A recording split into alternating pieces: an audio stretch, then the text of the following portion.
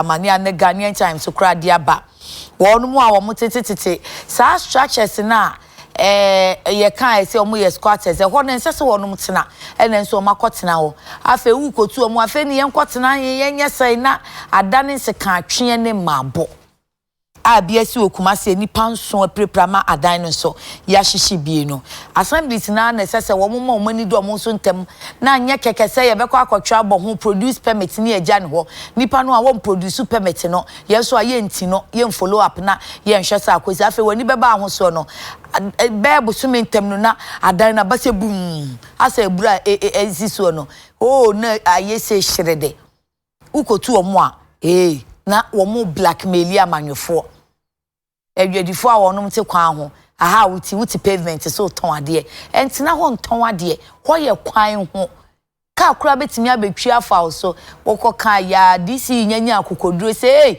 nko demolition pe ene wo de twen abato brebeson the next election 2020 sa seven kan say ye nipa ye wo mamu a ya ye mpe emrasu di ne hyehyeye na amanyofo nso asoso ye so anase ye kura na esi ano ye di abato no enhunehuna amanyofo no nti ma wo mu nso wo mu ntimi enya nsiyo ne nwenta so no enye de ya soma wo no se wo mu enye ana na afei kumu yen preko demo ya enra ye CSG fo no wo mu ede ehyehyɛ so enra hu kasi ahodo a wo de ekoye aban betie wo nom anase osio de mo kanokra nye sa enetie opani a wodi nkan abase yen first guest anope wa ba bedru no honorable Samuel Ayepe MP Ayensua no wafa no ho se okomra hyebedwafie nti omo se omo drop ya no omo se omo suspend and yes an komo ne de ye wurafie hu ne bofa ye ni so anhwe ye behwa na aba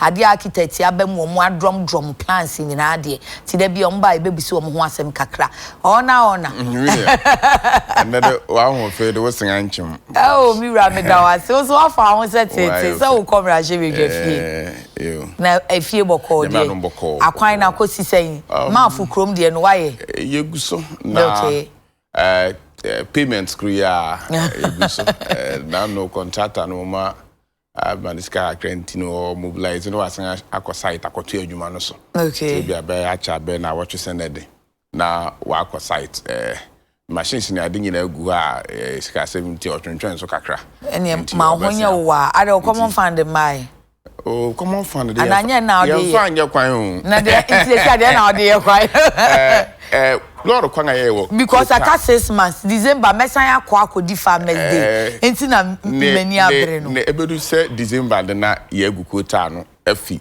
manfo junction akofa quota e da kopim do krochewa ade bi ma born one my any say mama 2 it's an say we area no mama brains are e was here was a stretch no so na contract wa ye wi okay coverts na ye type the bridges no why ni nyina wi aka so be fill no the quota ene mani sika no wonye na komo kwana ye 36 million Ghana cedis okay what about can't this getting more 360 billion enye because it's in the $8 million common fund me ho ba bia me nkase efsosen oman no na common fund no yeah the eastern region common fund nyina aka bo mu ne yende ma me nkwan akura me tumi fanya sa akwan enti sa akwan no hwan na central government enti who facilitate ya maye department of federal rules okay ene ya na obisa mu kusa dabe no mbeba na omumra kwan so we say me na me chairman for rules and transport committee of parliament inti many tua mu bi inti yetem bia na questions bia ho ehia sikaba road fund and the sponsor project no it is Kaba road fund ma manutia sika ni ma manutia inti yetem bia na questions no hu sheda ehia bebre honorable member be bisa chamber na sem but ye mami enye we so efise wo mo madoma hye me atade ama me amide na da me ho ahye me hwiu ma na wo mo ase a nka den abesori ano pass sponsor wa homanchesa na onkanfo wo mo de intimity ye J essentials I wa ultimu say J essentials na all trend in fact enrance na me trend on Instagram page yo pa enti mama J medawase na J essentials wo East Legon or Malabo Avenue na ya na da me che say wo de enya yira kwan kra fa main Lagos Avenue kwan no wo fa Lagos Avenue kwan na aka kra mo adu media pharmacy no wo nsani fa so wa no wa branch honom na obehu J Essentials Malabo Avenue na afi obekwa akoto J Essentials for ho ya no check one more Instagram or the enwini bi toto honom or the niama foforo aba enti enwini die jejejeja de am hyehyɛ die ni nkuma mu o enne die ye say lace frontal na trend oh me da wase enti efe pa de yada ni say any closure ne frontal no 360 180 ni nyina eno an se frɛ wonom 024 363 9053 024 363 9053 atade yin so de eye aya clothing wokokomlemle top fm traffic lights na se pe wo ye designer papa na no kra miss Ghana foi oh no wo shemani binta de nsa no efe wa utimu se obeka se eya we de ye de brewa na da bi aya clothing e pama me Ghana ni ba nsa no eno no na de pama efe papa wono so Facebook ni Instagram aya clothing ne clothing ye KLODING aya clothing no betumi afre no wo 0244755657 0244755657 0244755657 and the last one is a Magbro. Yes, Magbro collection kai say ye KO Magbro collection wo Pick Farm abedi Pele Plaza wo triano ko wanim kakra bia obehu se wo mo ho paboa kono akono oje watade wo aya ho a wo de be combine 0244 211 491 0244 211 491 Madam one sponsors nyame hia mo de so na beti hu dwemu no eya na ne ho nanti ya toma de bi ma me wate me da se honorable chamber no ma drop ya na ma hangi Minia medical ngachia watifo na machia minia no mewo ayensu no ne mpene wa ayensu no nyina menya anka na sa chamber yi hu komodi na yetwa so o ye ntwa so mo ne ntinde se president enra metie no okay France or say sa chamber should be suspended which can parliamentary service board year or say onu what's say PRO of Parliament o make reference to Mami Kate Ado letter no na Mami Kate Ado letter no last paragraph no or say for now Mrs. so mama no see anka bi a question we mi sa so we say my yanka kra na yanka kra so ani beba ya ho so na free yawra Mrs. sanka minya ya nanka ehho nkomodi no ye twa so yansa sanse no be tie president na oka say suspending na aye parliament service commission no ahwe parliament so no PSB no service board no ababonten de krata ababonten say parliament chamber here say yebesi no ya twa asan answer okay come let us say ya twa asan it had been suspended now it's just unfortunate because me am a parliament me fifth parliament na me a member Metesa chamber in komodi. Sixth parliament na me a member. Metesa chamber in komodi. Seventh parliament mete hon komodi kakra na mum say ye na design pia bonten na e by say yenko carte so do yenko e den MPs bebre wo parliament na ye nim ho hwe. Ye wo meetings ahoro abie say wo parliament ya ye wo joint caucus. Ye wo closed sitting and ye wo the open sitting no. Issues like this na ya eba close sitting na nyina ya bobo hu na ya no akobankrum ansa na ya da abeto abonten eyi bibi sa ankoso okay nanso nya me pese meka me se enya afei na parliament ya ba behoro ya ntamafi e wa abonten ene speaker ene yen na majority leader ene yen na minority leader na yen na MPs na yen na ye bedwodwo ya hu ene ane se ogwan osi makaw nso manya anwe ba no kwase me wo mu se parliament ye hia chamber nti chamber no mere pemu no me pese ehwo na ye nkomodie no ehwo no wan say ehwo na me ba mu chamber block no the accordingly taking the development of the new chamber block out of its present agenda Into the CID, agenda. Then the last paragraph says the development of the parliamentary enclave and a new chamber block and offices shall, however, remain an essential and integral part of the future plans of the legislature.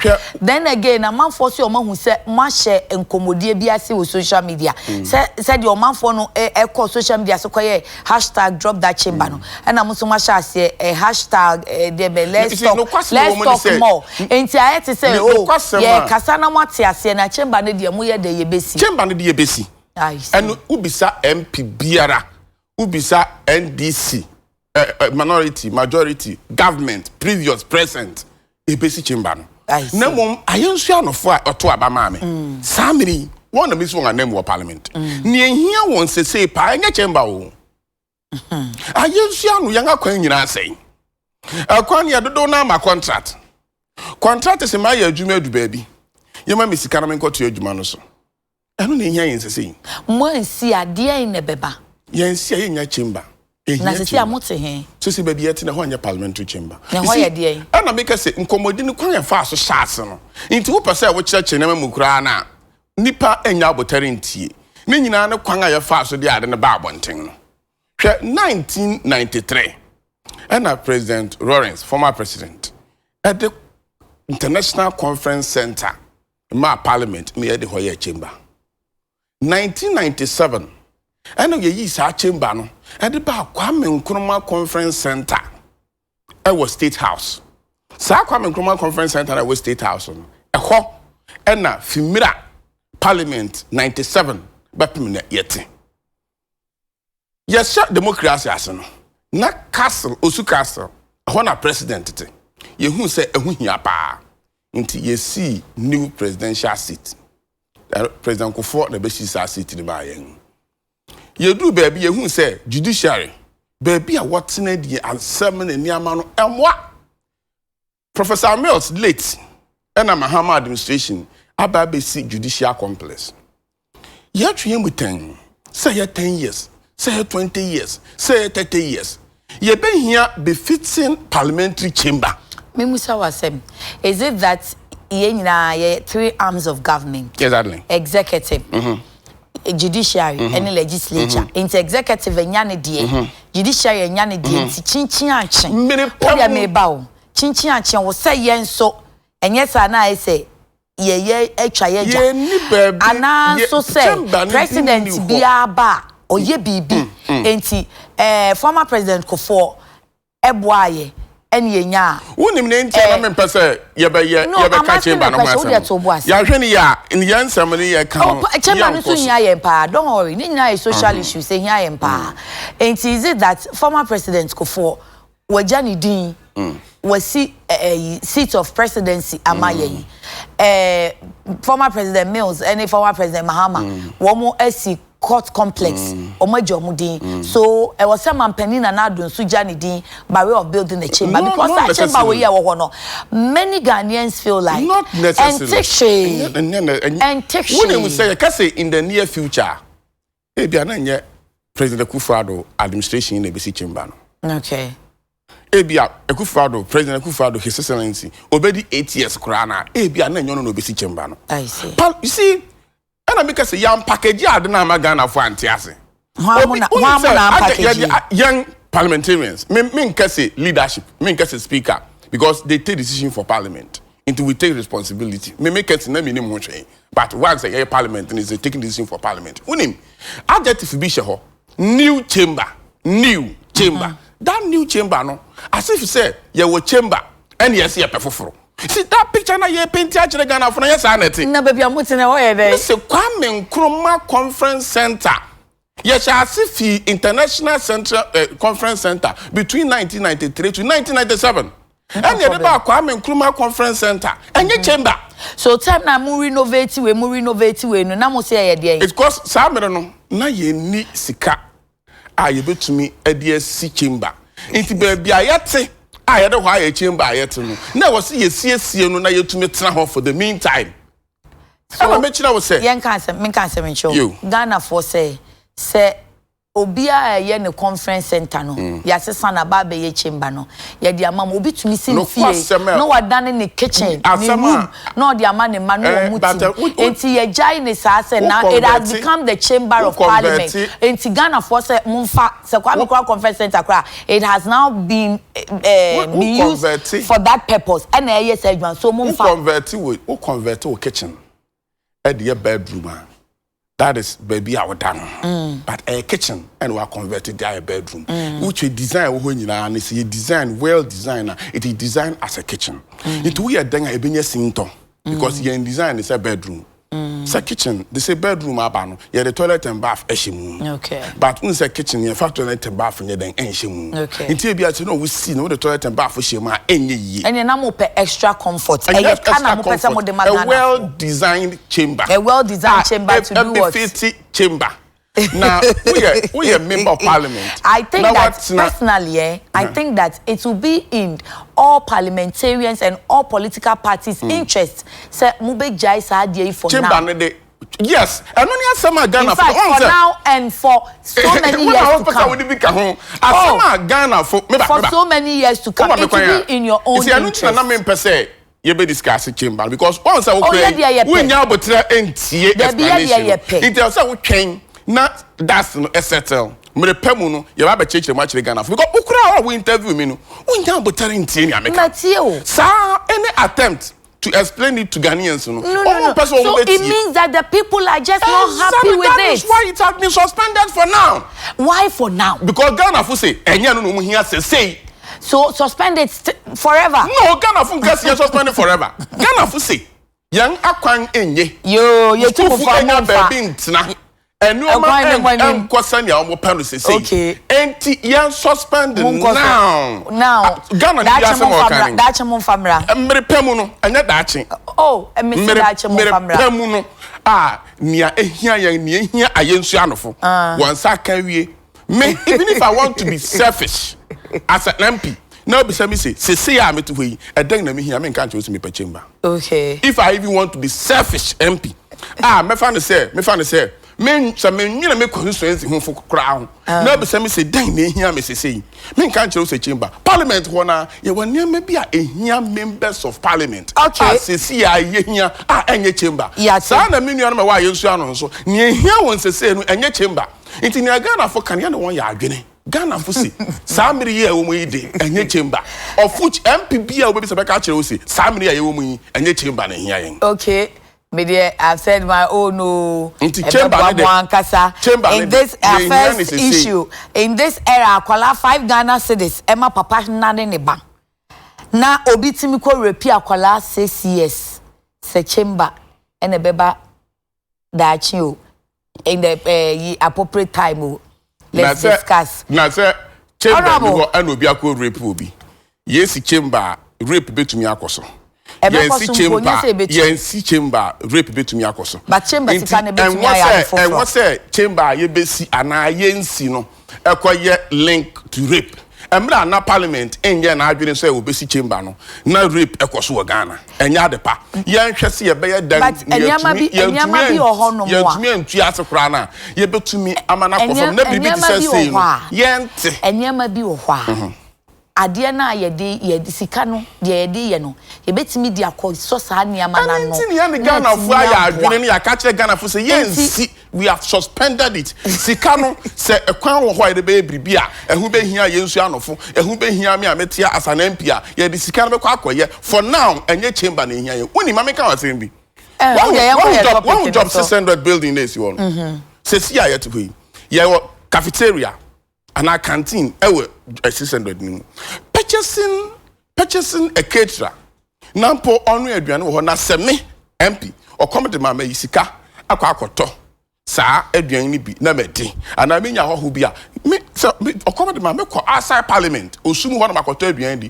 obi be sa no meto aduan amana me ko outside esai dan anu ni niama ya me even if I respect ensai she because ebi mu nante miles and miles me ka no won ti ase ye wo cafeteria no ho a ye de ya to niama egum yan procure caterer non ko ye aduan ubi samia eno ni me de no ye example keke niam kitikiti bi ho a ye betumi aya ye spend 1 cedi it will not spend a penny to procure a caterer. All right. Eno sa niam no ho hia yen esen chamber niam ni bi ho a wo ma me kwan na me de wo me ye ka ye be hu se ibi ya kan ye hia wo yen constituency no kura wi a our welfare niam kitikiti bi ho a ehia yen a me ubi samia me nkokase yen si chamber sa amiri but chamber ne de ye hia mere pemu no yebesi monkoso na de mi bisa ye esa agyi a wahye ne ma kwala ba mienu osemensa ene 6-year-old girl a be ma 30 years ato ne muna na okọ post station ma me na ko post station a yes form ni ho form besi aba post betwe so ebi ni ho niam ani bi ho a what ya no be so who see so inti who be here say president minister interior IGP members of parliament DCs you be to me distribute your human getting our positions in because so we police ni what the can't na obi a report say me ba in freshia esia yeah obi a fan. And was said immediately, Yadi Abufrano Kwaya Sabia. Near Shase Ampase Obi Afanampa. I was here to say, immediately, Nukas Uncle to me could be Sabia. And can be who had Dr. Bet to me, aye. Emma in Sunsansia, Abufani Benyano, and Yakesano. One to me and for A4 sheet, and now one exercise book. No one throw within number, no one said, Doctor, Abufreya semi a here. Nanso form sa anke wo se mede ma wo na wo de adwuma no asenti mesraw jesadi na hwa abofra na mayen hina no kensi se won kita police form na abofra bi ote se ade essence ato no na wo de rush ko hospital essence police form nka ho nti ye nhwew mra ben na kire sa obi a rape uba me fa sa abofra no kura anya wo ba wakwakoto abofra bi a ye rape ni ya abufrei I was said doctor ni menim yara doctor hwe no na doctor benpa sanka what no do hospital na doctor ne kensi e san say police form enka ho nti abofra no menhwe na akere me wasem fofra meka doctor ne beje na to no aka kire wo say abufrei kwan a wo fa so e yare no e criminal offense nti yare hwe no na momuntu medical sanko police station na me yare hwe abofra no na monkoje police form enfamra ano pa ho a se na medi kankan no police ni betumi afa kwan bi so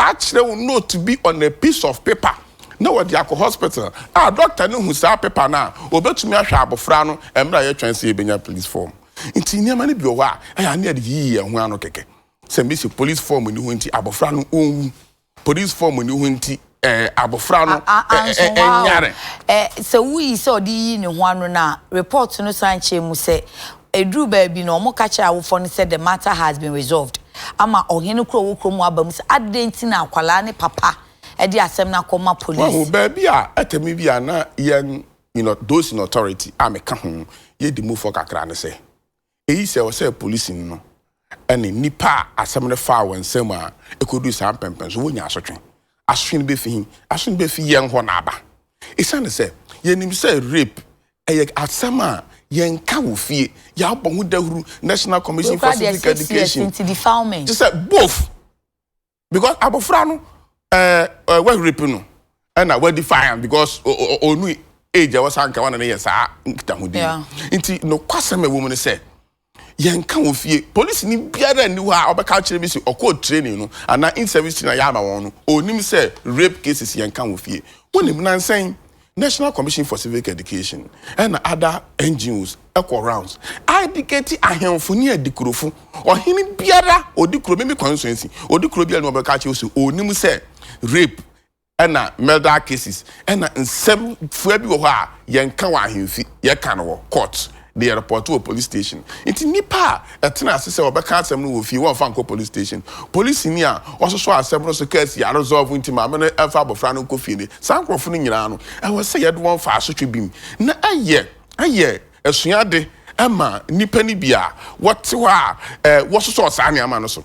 Sense abofra sani ya koyanhwe ni adache awokura ho be anything because Dr. Frami ati ase say abofra osu asa no se wona ne da etumi se na wode no afi obenyinya afi bedu ba bia wo se owo no na aye ne den abofra ni bi okran pa retention I didn't let you say bia ne bladder no ho nso akoka ni nyina hye de abofra ko hospital ntema anka doctor fo betumi aye bribi e de afa ho intimi de me gedi ye se Sana gender minister esomunu interior minister nso emre mu bi na emra ye hwe won a wotena ase e ka asem ye nhwe ha no na police ni nso a otumi tena ase kansi forms ni ho nti hwe obahwe no na essence what the asem no hye keta ase nti e na wosisa forms dey photocopies e na post form na oho me manya case akọ police station mo tena ase ka ase won mo tena ase ka asem interesting thing is akwala ni papa ene ne maame no kra no omu di atetate because ye pe wan ache omo enti hwan mu na tena ase mpo ka ase you so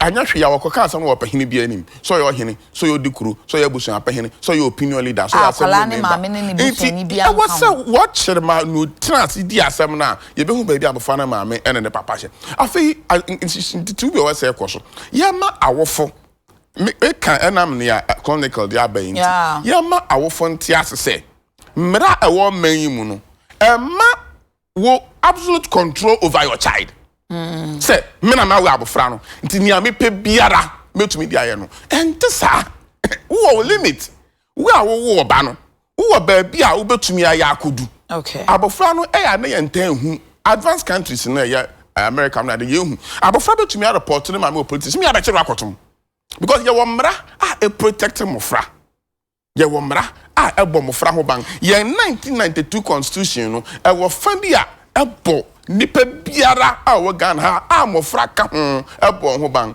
untumi kan say abofra na wia wa adenti wo the rubber ahyegem na nan na drop atu abofra no so you see atem ni bi nso ya nipa na da se suban na di no e wo say ya won adwene mu nso ye hwem sanse niamari bi ho ebura adwene ne ntiase so se wankasa wo ba wo no and afei ye bi se certain bia na ye kesi etesi sanse menema pa na ya tai gbangjaw ye ma eja wo ma menom na so abofra di esi ye hu se mbofa wo na wo papa na eti ye bi se wo ma me owo hin na emra sanse mi nyina akoso nti na okosra won se wagia ware na wafia ware asekura na ye okosra won nti okosra won ye hu se mbofra no wo ho tiden ni nyina ye niama e wo se ye aso man no yehu na ye individuals no so yetumi ko ono oberema awo bribinti ebia wafia ware ase mra no so ko yese o mba no ho tiden se fi okwa no oberema na ma nkwa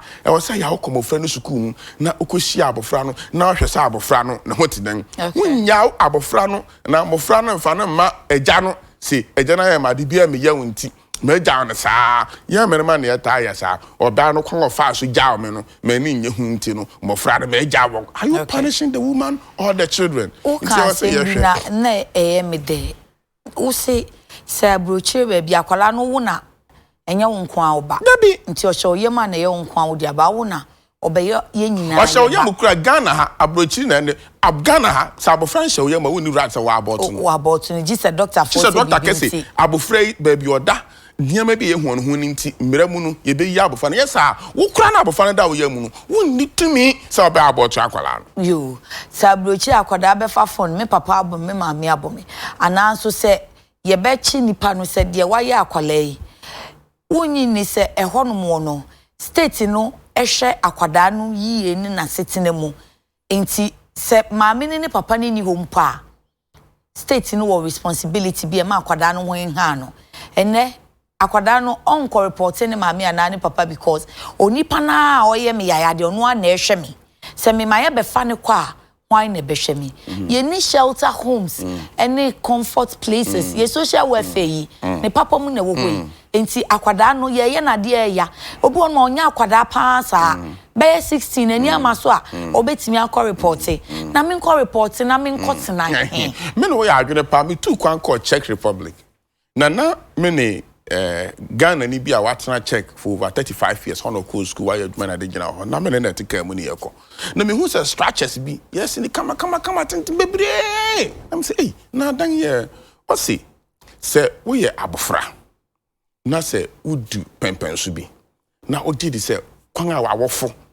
ene wo tena no wani nye hu a wo report ma Department of Social Welfare na o ma hwe na ye de wakwa akotena sa abiaye no na aban ewosika bi a ye betwa de behwe wa akoti se obekɔ school be wie school kura na se wo fose hwa na pese obetena kwakudu pempenso bi a wa bekese okay ese di mpese me hide na manya adwumenti na me amitu ye nu sam pempenso ne ye even your children homes ahoro wa Ghana hakura no ye ntumi anhwe ni yi eno ka ho bi ena mbofra no me ko report na ye de me papa akwakotum we de me kan asem bi na ya sero kakra me abofra na me ne na meta ne nchen oyo hene odikuru e wo to ase na ne nchen na mete okay na dakwe yo hwa yemra chebe se no num ne fa ene ye te se ma me bi keka mu e we kumyo mewu no ba fi wode eyi ntamasin aboniti na moja enwin no eden a ne kun edituo abon ne yehwe ba bia tuo no moja ne fiba na say tuo no wode aboni peti no da so nam ho say well me ne say tuo asem de chema me abofra wa so me kan so over 40 years na be me na nim say tuo asem yen kan wo fie nte hwa no catch me papa say onko police station Kota police station no onko report na police fo onko baby amama no amene so nti kromo fie kura no nanto di mirika sa no ba okay na yenko fa papa no famra nti papa fa tare she me na ye note di man papa so fa nko nana brother enye tio no de bo mi o brother kwa ha yo ba hem na chin na brother si na aduan man kan show ntemti brother kitatu ni ti brother yes so metu no so na brother hu na tu no to no epin me ha na ma me bi na se from papa se sangbra what as my American e wo de no kokota o ka kire wo si brother an sheda e na tuo no e bo no enti etemiri bia abofra no so hwe se me kwa report no ye de me papa akotom na mediden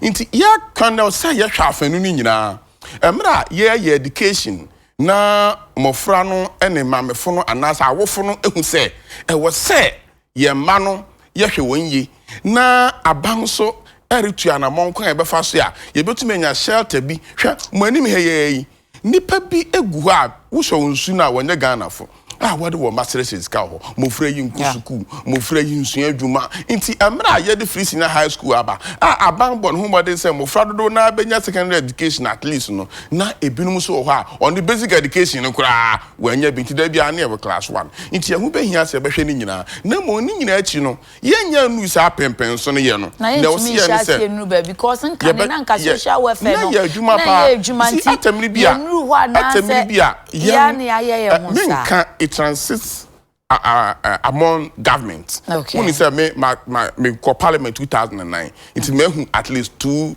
or 3 different administrations. Okay. You see, I think the Department of Social Welfare, Ministry of Social Welfare, what the one budget back. Now we one more budget line. Now we sika young as parliamentarians. You vote to Diama ministry no was say Department of Social Welfare here never see ebeba no na the leases ya can release sika was say Ministry of Finance e de kokoma Department of Social Welfare na sika no na anko nti si ya parliament na e vote sika ni wie na sika na anko Department of Social Welfare we be na we tomorrow ngadwuma baby ya dui o sanka apart from children home ayenya no o sanka yetumi nya facility shelter ama such mofra no yetumi hwa yebetumi age abofra na fi ne ma menche to say baby a omugusu ya ne say what the mofra na they look for somebody to adopt the children but apart from adoption no pressing issue my na animu ya very well say nkwala yi be makwan yi wo mo mpona no yi child right for beba yi challenging high James ne nkrofo be kwa rescue wo mo afa bedu baby kwasi mo say ene ye de nkwala ne child labor but senke wo baby rescue wo mo na se nkwada ne wo no wo mo ko school enka wo be so man ye ni abre apart from homes any adoption the next stage I was say aban edna hwe see be shelter na mo friend bi especially when I want to do 10 15 to 18 years no you be to me won afi won awofo no nsem enya sa you be free senior high school you be free compulsory basic education you be all kind of social intervention programs na ebinum so wachi they will be left behind basket no and a net no will not catch them along na ye ja won achi bo say sila na yen literacy rate no e wo so nti nia wose ye so man ne se ye hwe ho nso ne nka ho asem na afei insam na ba se na ya media for no so munni achi ne ehu ne be kwa akosi oh for sure we dey atem dia papa we go betumi a kire no we be punish no obeko prison well but ya who case ni abeto front page ya report no na minister be di achia na police fu be di achia na ya jailing papa no ya nte ho asem bia it will not serve as a deterrent to others. Okay. Say ye nanka chronicle be the next 3 months, the next 6 months, no about one thing. Papa na or day polythene bag shade what decision and bano. Yet na court. Ye jailing no. Ebia 20 years. Ni abeka ho asem ha. So na obi obey say na no asem asibi koye sa no. Yet ne koto efiase intiminya very careful. Be just say you to me here sa na ama no ni ye di achi na publication ne ba. Ebe bo ama sansemi akofa because e bi asefem.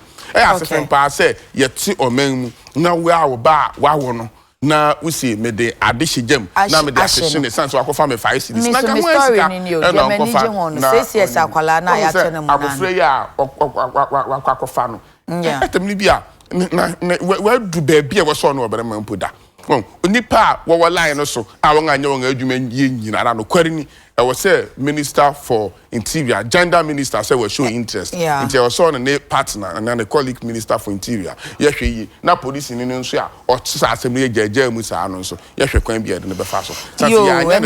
Yes, Emran Kraiha. Yebeko Kumasi or Ghanaian Times Simona Afe Mame acknowledge your second guest Ayura Chief Baini ya or NDC Amanyokonim. Chief Akwaba.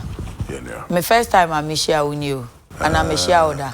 Yes, na a few more members show it. In fact, my main think and may apologize to my viewers. I'm the Nimpa order about shown emergency be at no quando. Okay. See, many ones did you manage no paying come a cocoa. Oh, okay. Now them back quickly now, me by intervening. Okay. And yes, what catch of yes on bed to say, Yam Pesa, ye become kumi and prekum once and my bon. I will buy so the anya with the China chamber semi and the Nam Neon Rabo parliamentarian near the prepracum number so or my drop ya no mass suspendi. Tia Bobo Hua and the Yashem Quadasem. A quadaba way Albertoni so that's way Nankman doing na same yesi 6 years and a 30 years man akofano. Nema amiko police station na yesi police force report form ni ho. Or you know Nankman say aden na ni papa ko police station. Say ani papa no aye fugitive on tenafie because almost o metu 100 cities. Ogu kuro no kura ni mu ase say odi asem no kura asen aba media. Ti papa no so dwane. Ena omusan ko police on say ye pa mo chew case no mu ye ne den na you know kura so tata na police force go we have resolved the matter. Ene chronicle papa no so se ne ma kofa ne sika e de obisa nkwa no mse ada 5 cities ye de to aduane de ekom de eno on se oh na se ma no aduane amamadi nti ofa politin cheso to ne bo ase fa politin eno odi shegem enane anu odi aso wo mo enane anu odi aso no tutu wo mo skin sa no ashai manjerico nkran ha menya besia me da wase Odinkan, my men 5 freedom na minchia wa hwefo nyina. Na izi damin some day no bana ekoka. Ehia ya amanyofo yi. Ekeka pe na was the spectacle fufo na was the hwe. But you see, so man no institutions so wo mba ye dwuma dem and bribi Barack Obama or advising him. Yeah. It will take Ahian politicians na ye win in power no to make sure the institutions know the way ye dwuma no. Ya ma wa ye dwuma ose ofata. Eyim jizi de social welfare for obi programming anapay. Social welfare for so no wo under a certain ministry a won you juma. Ministry na wo so no wo minister other one or politically appointed. Nsema o today na sebi ogu oman hu fi no twen kwachirim. Nka obeye the ono minister no the directives bi baba sonko. Emma Ghana fa wo nyina wo hwe wo bohu de dabi sebi I won't know what you for when you man. Yet, politicians and ye baka nsem bi na ye digi tu mara keke na mum ye woma oyeye. Okay, and me fa we mremu na den what was so anopa no ye bobo so na fortunately gender minister Free studio producers ne so say obedi akiri nti ye nya call nti yenso ye de ni bedi akiri so follow ye ko say the akaye the criminal aspect of it say CID4 bebam say defilement ye defilement. Yes, you see, and I agree. You see, Martin there oye is very good and refreshing. Okay. The mate the warrior human minister about the nano batum, but it doesn't stop there. Sure. You see, say minister bano the nano batum. Now by the time I did best and minister now some friends some trophy because we fact of the matter or the castle be to go. One my directive the social welfare 1 year juma and time assembly could do police. Now, by the time our assembly police nation, near who the minister to Anamombi with the attorney general, or check the assembly bound to bow for prosecution. Naturally, Omani you see, it's not everyday politics. They ever them, if not, and some more today, not to because say punishment ba. Na osan ye public na nyimpa nyine hunde dam zamazamo today ya ntum fo hunda me you trust me dam wona we si won bode wo bedi dam djuman se bi bibi batwe won ozakochi ba anya ndam na se ihe na se bi anu sugom nti ye nya platform a ye betina do na ye ba na ya beka ho asema na won so a wode wotu ho anamo no wote hodin eko civil service ne ma e wona wo politicians na asen wo ye politicians here a ye was run. And I'm telling you, he knows it. And the fact of the matter, our politically we are point to now if you are not able to do more self-attack, we are doing na one and you human super who there, how they primo commander moye nebeya. And one hour once in the crown will be the say, and again, assembly do baby order work can now one war to train assembly to conform because other agents, no police, no you Jumana who will prosecute assembly. They know they Warangasan, you are not there forever. But if a seminar banner fun with so much interest, now as a leader and also damn politician and Krofuba Kasa found then and you were Juman offer in Kusin, and there to go after parties are home and you want in a damn Casani in Aqua. Obi Ofum no Kojuma Obosro. Because it's about time I ever ye bibia. It's interesting. So, Kase, woman says civil servants, and him said, Jamunya man, but Sawamuya politics kakra down. If he said, we nami be so no boy pay the same question, can call any papa more. Kasi a rescue homo. First of all, ya je womo. Very well. If ya phone in sem. Nanke ya shelter home papa dia. Ya dia ma womo. Na social welfare for the can say we don't have the resources. No, he is a parliamentarian. No matter how I won you resources, there is some resource kakra or no so what the juma. They can't tell us that they don't have anything kra. Bibi ho ba what the juma, but the truth of the matter in there. Adina juma na what the na yen hwehwe nyi majuma. That is the truth. And if we are not ready to then we are not ready to go anywhere. I'm in my position.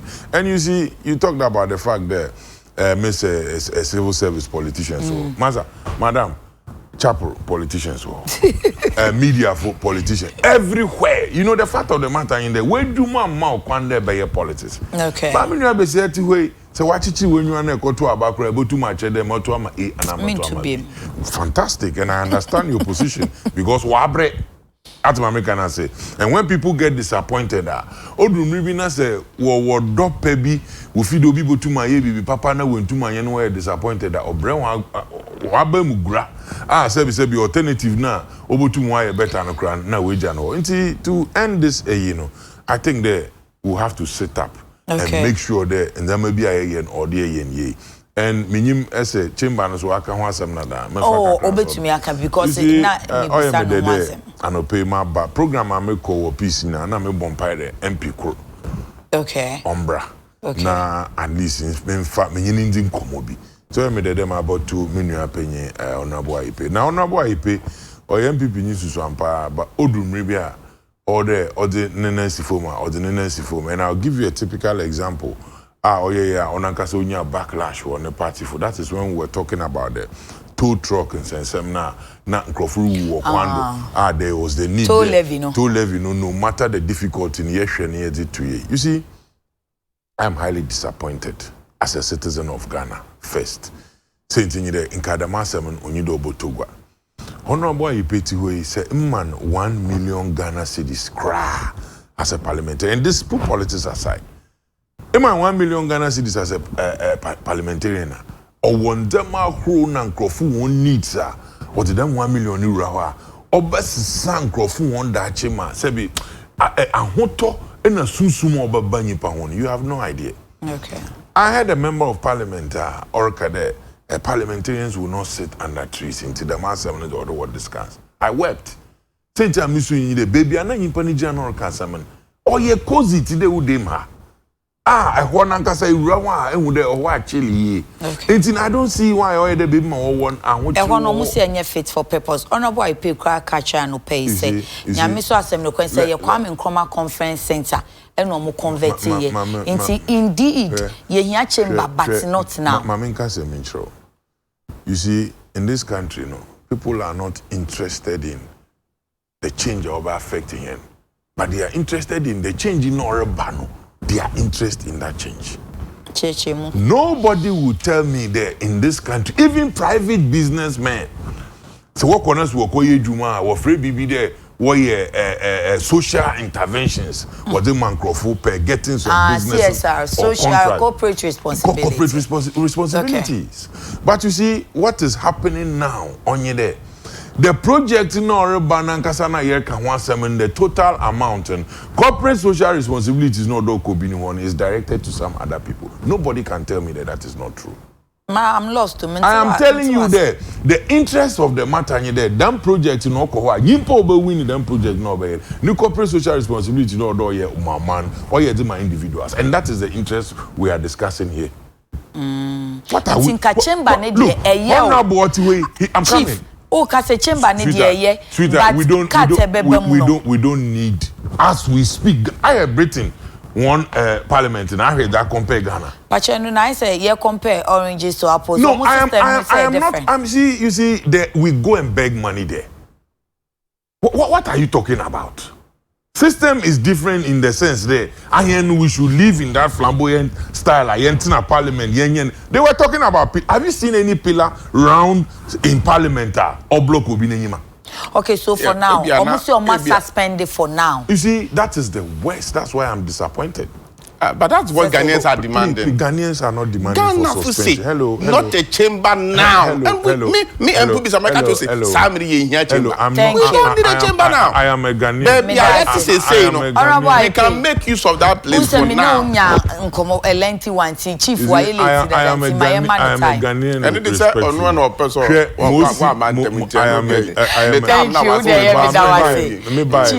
My church, I think then because it happens to people. But honorable, you see, you have a car driving Ajibosan or parliament is being deducted from your salary. And ka obey for Sumpune as a parliamentarian, you have a permanent vehicle allocated for you. Officially. I the same constituency. Parliamentarians, you see, it's not what I was a shembra. No, parliamentarian be on pro academy question brandy to Abama. Wakokade, Wakoshan, or Yen Jumama, one said, while lobbying the mama, Wabraboma, Len Dinukakra. And you are telling me that, since I get away, honor as an MP, so office on no constituency and Nankasana Wesi. That office is not for him. At the end of the day, even you know no this case in politically we could create a problem. And to honorable you pay youokrana no they do me do do phone no kodo. So what catch and there. What when you be more boy. And to them scan other ban. What MPs now was it to walk to and we can see friend and dan and Kukra 2-bedroom offices be what the MPs are. And can Crawford both him. So yeah, I hear million crown Crawford when you bet because they can access that office now when you're home fast. Now there are people that want to about them about parliament. Obi fi echiri oba parliament. Sebi dana otim ansana oto abamanen. Oba nkrana sika odbama nonka hide nankasa na braba wa bonyina under down to them muda. I'm telling you for a fact. Under musa that sebi nankasa man nenye papa. No, dana wada manen sebi onye won me pache de obi wo ho. Ebi mu wo ho.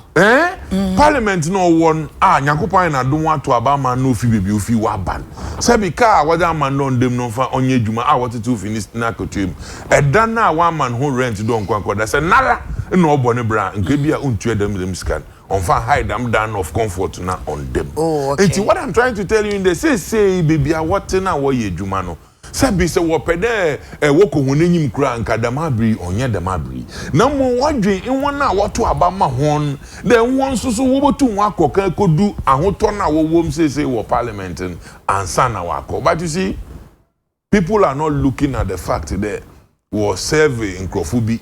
People are not looking at the fact that Ghana phone na wodi henyim na washishen jama. People are looking at the fact that obi krese o na sika no binum na wodi ba be chen sebi sika no oyada wa ba be dupo no wodi ba chawa. Does that mean that what this can child you dey dwunu utrim na hu sebi in one na wanyi we do dem pempendon ade obeye mfaso oda ma ho na sebi a ye request I do koye and we are looking specific ade a dey beye enti emfa hwempo aduro nya nanta wakwa ko place request on pese mi si chamber afa wu sika na basan fa koye ade fofo ema asem waye ya mo sentin there say oye request na wodi ko na wodi sika na ma ono no expose mpemfa wodi yenyim mehu there sebi ahun a wodi won kosoro no nye ho na wodwe won because someone wodi kosoro na redwe won ho a o request nko do fada microphone won and we are talking about the fact that we are suspend equal school no so one more suspension na work at the indefinite suspension and say there okay we your car suspension pe o me bi so asem indefinite suspension mean there offend upcoming lawyer until you mapa indefinite suspension na chere u suspension na ekofie ni ehun school hobio okay ananya dam not unim de yenim da obeba yenim da ye ba yenim da be but ye be fro tete ya u podi nya boter I had but ye be fro okay wa suspendo na chere period da ho ya mo suspension 2 days 3 days kwa nambra na chere say ye suspend indefinite mpa no chere ade ne ye twem kura sure Ghana fu wana sama woka onye they drop that chamber. Na chere them chamber am I cancer? Let me talk. I'm talking for myself. Our platform no to the Kasachare. Damn me now because I would say in terms of how can I say I do interest. Ghana fu time. Not the chamber now. Am I Japanese? I'm a Ghanaian and I am saying now. Who can you Ghana for? Na mama o time now so I na ye come mani enkasa na nanusia chief Ghana for class to drop that chamber now. Why are you preempting for Ghana? Do you know when they will call for the chamber? You don't know. But what I can say indefinite suspension means you will be called. Where we mislead people is this question that you are asking me. You see, we were in this country now, MPP. And another Danko Akufado lead one. When you are me hunde say NDC abana what to do nukra o mokra. And he said what kind of mean say me na Ghana for to about the mahon. Now what ban was say NDC for your feasibility into your baba ya or chode what today could be. Insu no gum apart from insu ne benyanim with the bank account is empty. Because it doesn't make sense to me politically. When you are telling me that I have a better social contract, I'm a pedemenion sign. Nankrofono to abama na sign that contract na baneba beye juma. And you go back and you panes in juma ninyen, ekone go to ninja masadam not impa. And come and tell us the yimpani yenti meko akoye. Now fasonye den. Na some catch not today. If you want my position on this chamber and seminar, I think that the parliamentarians they need to be resourced in so many ways, as we speaking, Obotum Waye Faso other ma one constituency than our research assistant also, I'm sure in his office, they are not even being paid. Thank you. They come and then 2 minutes, Rebata. Honorable one drivers, waka one who boom now we demonstration of parliament. So no parliament in a foul more. No, thank you, Chief. Thank you, Chief. Let me make sense. I pay just 2 minutes. No, just a second. Look, honorable, who driver no crowd unkwa. And you know, please, now what time when I catch your sister do hold it on your one offer home but on you film. Because they do not drive and you go boom. No, thank you. Take it out. We tie chamber in some semi Niagara for can say. young MPC no so ye ka ho ye Ghana for yen so ye de anu atomu bi be betra hand or pay maka ne say enye chamber na hia yen sese Okay, bro, for we say drop or must say not now. Not but now. Honestly, me social media hashtags na me na drop that chamber. And a hashtag and a slogan. Okay. But hashtag netching, what is the explanation? What's the name? No, why not the damn explanation now? Near honorable Katoria also be near here say no, and your chamber. Okay. Many here me say Siana Yunsiano for Kwanga says. Okay. Near here me say any school that I be snadable tracking by September 2020 year. Near here me say any scar. Sika school adan ahye koso baby am practice yan de e wa Yunsiano. Enye chamber na here me say me kwa me welfare as a parliamentarian. As I sit here, yeah the 6th parliament salary condition of service and I may enjoy as a 7th parliamentarian. 7th parliament na meeting must say me conditions are the 7 conditions in by can you intimate 6 condition if I want to be so selfish as a parliamentarian and your chamber and baby sir. And one of this idea the bremo. One of this idea is so much. Young who yantem few hours. Your name ya can how you are not about wanting you the fire ya can't and we have better have discussed. Thank you, Midas. Chief 2 minutes. That idea maybe said they were introduced without informing parliamentarians. It tells you the interest. Every now what corner push here. Why can't I feel I don't know. I don't care. Because both sides of the party. Yes, I don't know. Honorable say MPP small the kokasa.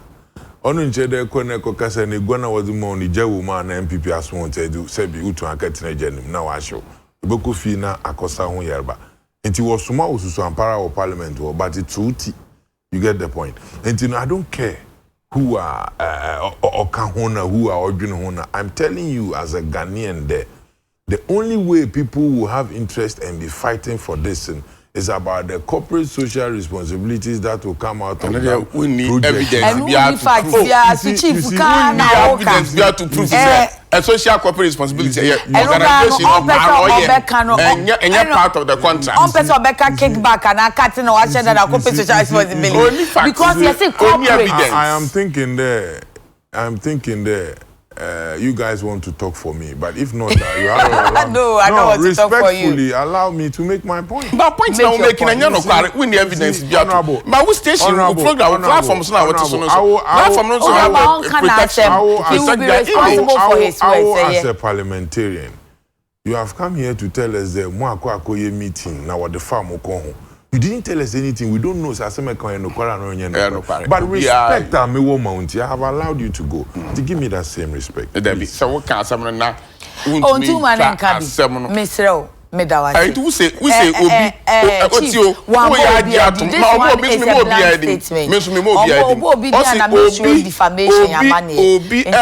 corporate social responsibility. That's what he's saying.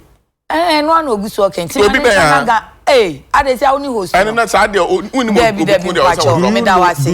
that? You see, honorable, yet to Obama Monamo Cotton, I don't think they're more orgasm will be. Now, when you answer, you people in parliament speak actual letters, Akomo Mampenny, even telling him time I was expected to honor and choose no one brand number commission. You people have moved faster, but what for him, they end the dum, ye kwakwa. Said the yendi yetin chene ato abama mona mokon munkuti na munyim nyansa mubotum mo ayende ma mope na mo aba beka ma mope akire na tie na kuta mo aboshe honti yenjintum. It's not fair. You krata ya matro krada babo to go speaker no signing. Watro krata ni mukrade wasa ye budgetary allocation. And look at what you are telling me, word of mouth. The one friend one can't chire honti. Na speaker nyim na mi se mi na no de dem krata anybody to go. It's a shame. And you guys, when him friend say the master me hurricane. Speaker, ne criteria ya can be. Why a budgetary allocate. You know what it takes for finance minister. But please, cut out about two. Please, I say speaker. You have not read it. Then director of public saying what I signed letter. They are but any among ending kita home. Please, please, you have not about a different letter. You are an MP doesn't know you know it all. There are certain things he's talking about a different letter. There are certain things you know that I don't know. So Unya we say speaker Chokrata come presidency. I'm sure so. Okay, a fortune teller now to say. Because you seem to know what I'm going to say. Both. Yes, you say both. Yes, Chief. All I'm trying to say in there, those who have ears, let them listen. Look, we will be discussing issues like this, and we'll be making, we'll be raising issues. So what you do now? Say what do you do? More by emphasis on that mahina. But say one you do, na say tin. The time will come. One of the constitution yezi yejuma ya jatum the democracy yezi bananto. We will change that fucking change. Thank you. Did you use that word? Sorry for that four-letter word. Sandra Usu said this is very sad. Shame on the guy who raped. It was actually a defilement. So who defiled the small girl? Billy I says, what's really happening in Ghana? Ada Billy Wuni Ghana, and he says happy birthday to lawyer TK. Governor says it is high time we let the legal aid system work in Ghana to allow the provision of rule of law to work. Okay, from Nungwa. Chief Mano saying at Tunsu Kumasi, the demonstration by the NDC and the allies yesterday was a waste of time and energy, but it's the right for any faith club to walk in the town freely. Ghana is very peaceful and safe under this Akufo-Addo government. Ghana is working, so we should all be supportive. Antonio Biabla, Fia Kumazungu Takrade. We are fulfilling promises. President tell Ghanaians in France, I laugh, sir. Mr. President, you are growing. Stop lying. Say you have fulfilled the promises you made to your family and friends. Ghanaians haven't seen anything yet. You borrowed 80 billion in our name. What did you use it for? Teacher Constitution, we are more says. So when is the NDC going to be serious in Ghana? Whether Kumuye in Prekon or Broye in Prekon, Ghanaians will never make a mistake again to vote for them. Governance is a serious business, so the NDC should be serious in Ghana politics. NDC opposition forever. Then the last one here is Teacher Kujo Tepanyina so NDC must look for some doable manifesto and start campaigning rather than embarking on such fruitless demonstration. These days, Ghanaians don't listen to what you say, but what you can do has become the language of the game. Chief, CJS Committee for Coalition for Social Justice. Omo no mo ye ya na mo na mo ye fisa man for say nra omo address group ni nyina ye me offer esedu nketia Sami Jem feel like NDC impending for na ye enti muni monim kase mo na mo ye na demonstration is your right. And how did it even go? Okay, thank you. It is all on ignorance. Okay. Anybody who will say that and that person is refusing to learn. Coalition for Social Justice, I'm a leading member. I'm the Deputy National Organizer for NDC. Okay. We have the National Youth Organizer for PNC, who is the secretary. Okay. We have the National Youth Organizer of the CPP, okay, who is also heading operations. Okay. We have lawyers, ye will market women, ye will nimpa to go award them a kuni. Okay. Now you see demonstration or cordon nedano or a demonstration I be in Cedar. Okay. Same thing there. And when I walk catch order or a Sami Gemfi or a General Mosquito pen I walk say no. Now we are truthful. We had the concern drivers association. We had men's gold people. They talked. Yes. Yeah, very makasai. Meeting can already so but me who say address government. Yeah, very is even true drivers. Okay. We have concerned drivers association. They spoke. Market women traders association. They spoke. Okay. Kayaye. They spoke. Fishermen association. Wakasai. Offering Gold Coast Indum Nenkrofun. They spoke. PPP Bakasa Oho, Bernard Mona PNC or Bakasa Oho, Nabila Okasa Ma CPP Nani CSJ.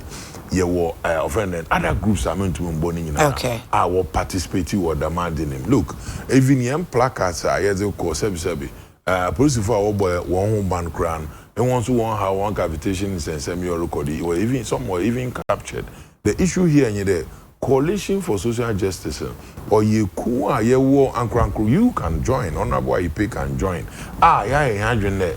And summer or kodo, say be on farm puntu, on far kanko, or the ahocher, or the ban, only able to yako, yakaye home, and semka. It be or yetche, on yado yetche and kutin, ye babayeno, Ghana Kruba. Na munya besia, say walanka sanka di winyi di bohui. Na another UTVs were cover na se wo hwe no kwarim na hwe nyimpa dom a waji chinkum what the pay abano the wo ba no abeye demonstration or today oye peaceful anoma bampo no one touch ma. It tells you clearly there Ghanaians are discerning, Ghanaians are ready there sebi Ibane beka sem chire irrespective of how many times are abofum as a candidate won fanye djuma na mmom no oboto about them a typical example when you man paying Nana-Addo Dankwa Akufo-Addo oboto amon na aba be chire ma epedeye na woto aba so wode ma no meye no so obe den wobehu. In any case ebinum okeka nsem bia edi chiranwe akoka mo wonka kumi preku Nana-Addo Dankwa Akufo-Addo no de bagana kumi preku Nana-Addo nintem kese. Because Chairman Rawlings 1995 were introduced to VAT, which was one component, VAT. And it was no tax now was a ban, hardship was a ban on Ghanaians. Or no, as a politician, on to now, until we organize the Kumi Preku. Na Kumi Preku na wako and say be nyimpa eti yenya yehu ye kankan ye nyimpa awra wo pre nti o man pay Nana-Addo obi nyini nyin tokwa ba ye nyim de. But I'm for say prevailing situation at that time no any difference. I just gave you an example, the main reason why we embark one of them are ye key only then Nana-Addo said VAT na water ban or the hochir or the ban. Unless somebody wants to tell me them American on no. But the message I want to send through you to His Excellency, the President will be my warning. Why through you because of your station, not you as a person. Okay. Now only there. Nana-Addo Dankwa Akufo-Addo, he believes in demonstration. Na Akufo-Addo wa ye Ghana, ye tuetu afitisu and he obokwa could do heaven. Na believe a woman ojidi de say what can some children na so onta, and now what can some children be no onta. Iyo ye children na peacefully, or your writer, or send the signal or the command opinion. Enti Nana-Addo Dankwa Akufo-Addo, damo ye children or ye friendly. Ye pede ye ma onhu de. Susu ampara Ghana fupina na ye kwa pro wo complain was a train then them mo ayetin enti ye da mo ye chire ya ma won so obotu mu aba na wodi won se ma tugwa na Nana-Addo Dankwa Akufo-Addo se oti asem dem wo ma yetin no no yo tefo na wate na wa ye bibi or the fa se why should he badge if he say conveners and our members are moving I is opposition for no more carbon and no tie enti is it not normal so otiwo beka akoko besa say anya kroma fenti mu opposition nko ade mu beso we atia me because eniama mu kana me ye dada say ye vata levy die finance minister me the media review budget kwa meshe na maka so ade a me ye dada no se musan demonstration a di ntina se metie mu. The name is Efia Yakunamo. Yes. You are not being fair to Nana-Addo and his government. The reason why I'm saying that in there Nana-Addo Dankwa Akufo-Addo obey na minyim said through the finance minister he was in parliament now oko here that spare parts taxes are abolished. Okay. Has it been abolished? Was it the tax or was it I want to represent because VAT in that so it was a component of the duty being an if it was a component of a duty or whatever it is, it boils down to be a tax. Okay. Which is being levied on. And sure. So it is not an issue for contest. Now what I want to ask you there, apart from that, and Dema Hruwa Nana-Addo Dankwa Akufo-Addo, Okachre Hende Obeye Odamahen. Are you saying the ordinary no can intiwaye another onye ya ordinary no can intimaye mbisa? Oh, I'm not saying that, but so presidents are in France. Oshia Ghanaian community, and every person in there, he himself has said, "Me promises I'm here, na me my be na miguso me ye nti mo say ma me dada mo anje to me enfimo." That you should have a special question even to put to the president than just justifying no Nankasa no account. Because I'm giving you instance. President came to my constituency. Okay. And he told us on the 25th of August that by the end of the year, that is 2017, 51 factories are going to spring up at Warrior, new factories. Okay. As we speak, there is no 51 factories at Warrior. Should I say the president, move state security, move press, move be about no bakadaminti na why and dadan? Should I conclude the sebi with Jatro? It is obviously you see, we will have to carry this our head to see it to do. Now here so that one or two na ye not for the fact that president is in France. Yeah. Ghanaians who are walk street in they are not Togolese. Ghanaians need be na walk street in okay. And president said this, and people are as usual called upon there. They should do that should be a major publication. We've been in the game and we know how it runs, and it should be a major issue for people to be discussed. Look, uncroft to how or break or demonstrate. They share community of France, and them I'm gather my and one France in a day my constituency to tell him to chat or no and all that. They are not there. Thank you. They with you in Ghana. I will in where you may in Crawford, but if you do on your casa, Papa Nabon, people are talking to you. Me sure they say, one casa crown out there here. I won't Crawford wants to complain them and koye. Until let's say it as it is. Than trying to let it look like you friend a Tambia or no obey other man. Say omu hushia huchre wo mind mo. Enti munku omu prekona de mu de omu de kwakubu ayi bese ye wukra nkeye. Well, young constitution in my kwan say we are among ba na bibiri kwaso o mani mu na wadwene mu no o gidi sen wasa na kwa na ho kwan say we demonstration. Internra eno na yenuanom NDC fo eno allies and I say nipa bi a e ka won ho e kwa abonten ko nantewe mi na hu ni e float more than demonstration but mo MPP na na do dan kwakufu ado aban and all the security agencies especially the police and the IGP memo nga baso pa sanse nora ohwe dom na epue no na police fo etumi bo wo ho ban aya ante se obi moyoro mpo bui na mmiri bi atwam na yetu nipa ani se bibi nkoso na obi ne civil right the civic right say all year demonstration tell see yetu nani nkusua sa brant ni we a ba be see ni na no na see be see yeah we demonstration ni ahwe nipa yenua lawyer Gabi Ochedako ni ye ni tamani ye gunimpre ye hu demonstration sa kumi preku asama o kana na akufa ado bresu kumi preku ni ye kan ne se me na mani afipa be kodi achi bi me kan kumi preku demonstration no aye tu tie gas tu atuo me nipa hwere won kwa na ye kan se conditions bi ho a e wo se ye fi kwan mas na the VAT na ba se wutumi to economy no na ABCD atoyi now the VAT by any who asem nti eye conditions bi e do to how different is omudie omo one dia wo ye because enra omude wo share the hair at the ma omude toilet pool car bi kura ko ye se car we is it a luxury car anti ss wotua one dia wo ye no ya aka tree bi a onye correct eso omude kada obidi another words bay na kada omo de na refer to him the demonstrators exactly are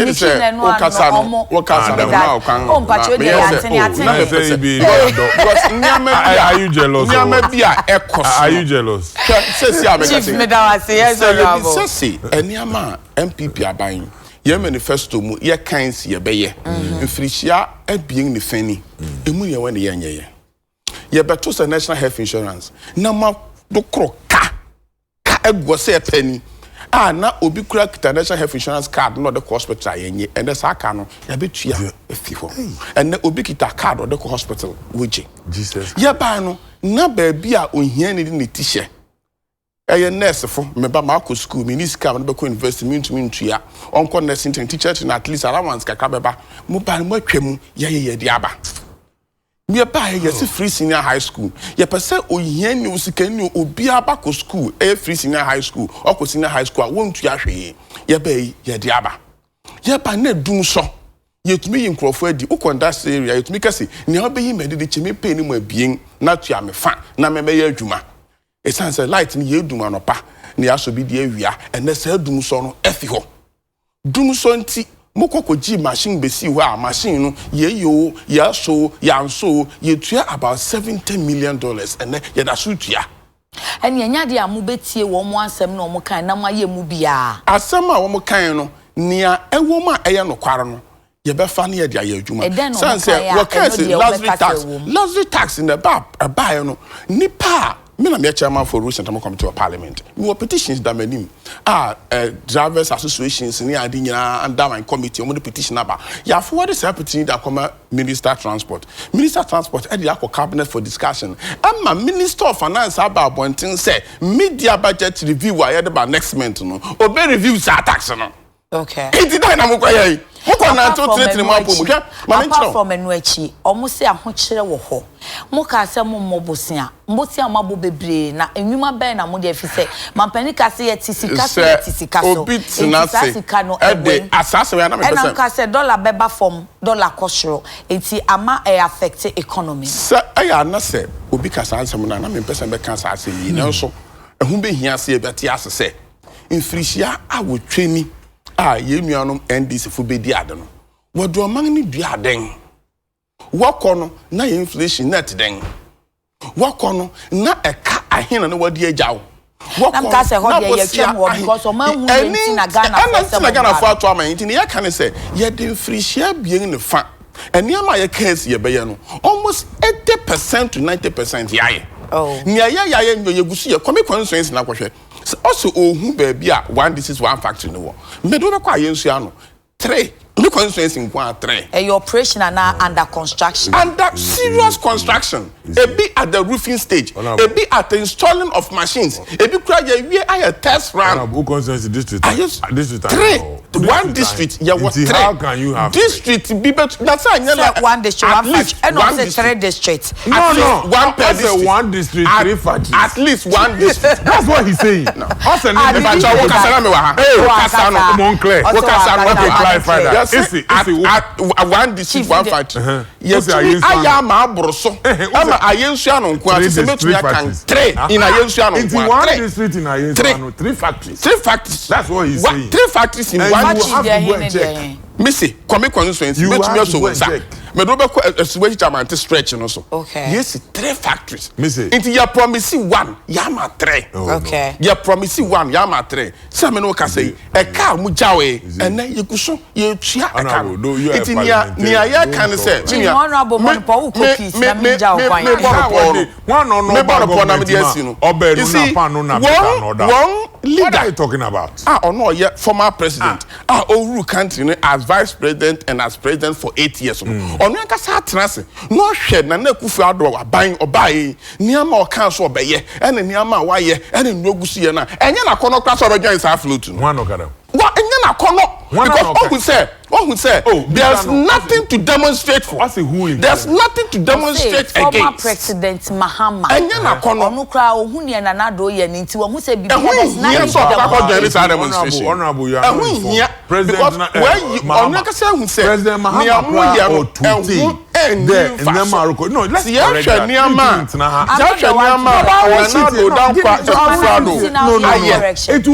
no, mananu. Six new districts. Member of Parliament what how that President Lawrence demonstration. Masa,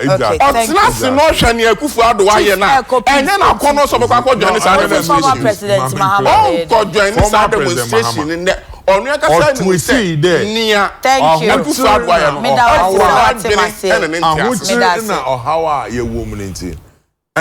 Coalition for Social Justice and demonstration or endorse there nyimpa dodo no one can no yen da mo ye kire. It will be wrong for him to say that. I just wanted to that one you have to call his office. Right. But you can't say he has nothing to demonstrate against. Let's have some Nana Kufu Addo aben ni de no. Bibia na ni wa. I was for join demonstration. Me na me kan myself. say me need the team na me hu no beka me see me ka che ni pain what ya say me da wa say ya twa ni ama because of so be yes see e basic factory yes and national health insurance ye better ya adwuma bia ya adwuma yes Ghana card ye be ye gusi ye yes ye be create system district ye create ye free senior high school baba ye aba yes factory say gusi yes inti biribiara ni ho a e was say President Mahama, former President Mahama, okay, you have made that because point. Point of person making. Yes, Chief. Honorable Day Nebeya or the uncle for and was sound because you don't have to do this. Doctor, what to sound it out? Or was some of the down. Madam, I say, but I want to sound with the down. Now, be a moon so dark. Now, we are no more treating behave yourself. No, Chief Pacho, Menena Medase. Share a Wahona, Dr. Baumia, through one of your sister stations, Joy Multimedia. What year will Bugwa, now vice president of the country, Okacha and the dollar were arresting. Emma was the dollar and what Aquacoma IGP. Emma IGP wa lock dollar and mono kitaki. And I mean you can say dollar wa boda mobia solomon to me.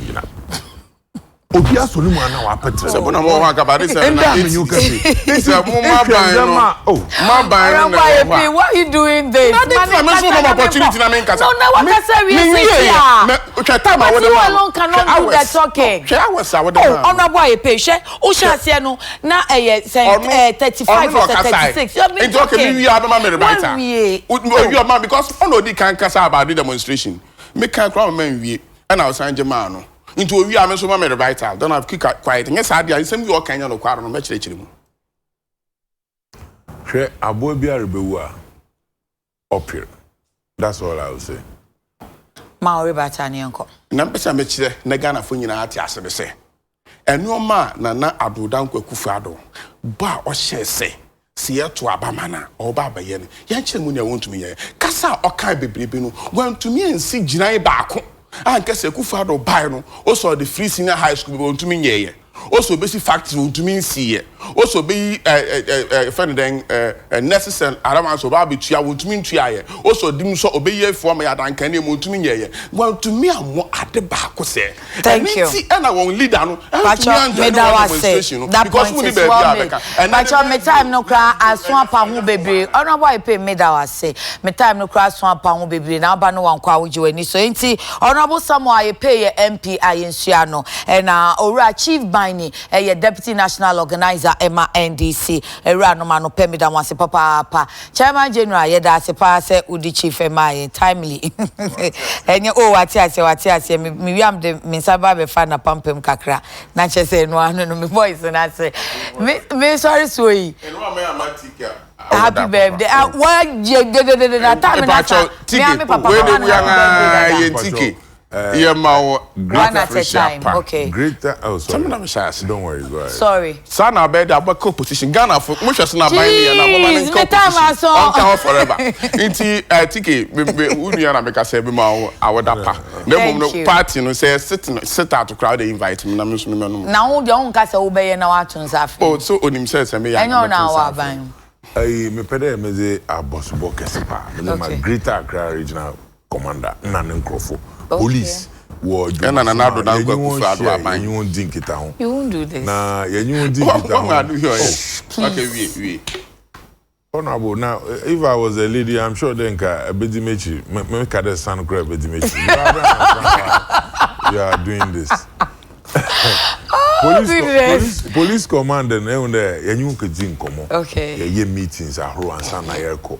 Na them are catching in the mombo in yes we fado kwanado pepepe and you won't di them kita hon pepepe na weduma we no so yenyi ye catch one so there yenyim there azugu ye police ni but ye mpa azuguism ho and they made sure the police for obey na wenyim ye clear and the commander na mpanyifo ete anope ye the abodubo kese pa na yanda no kan and ye the ma na ye show nkran the one koda no one we juma professionally. Okay.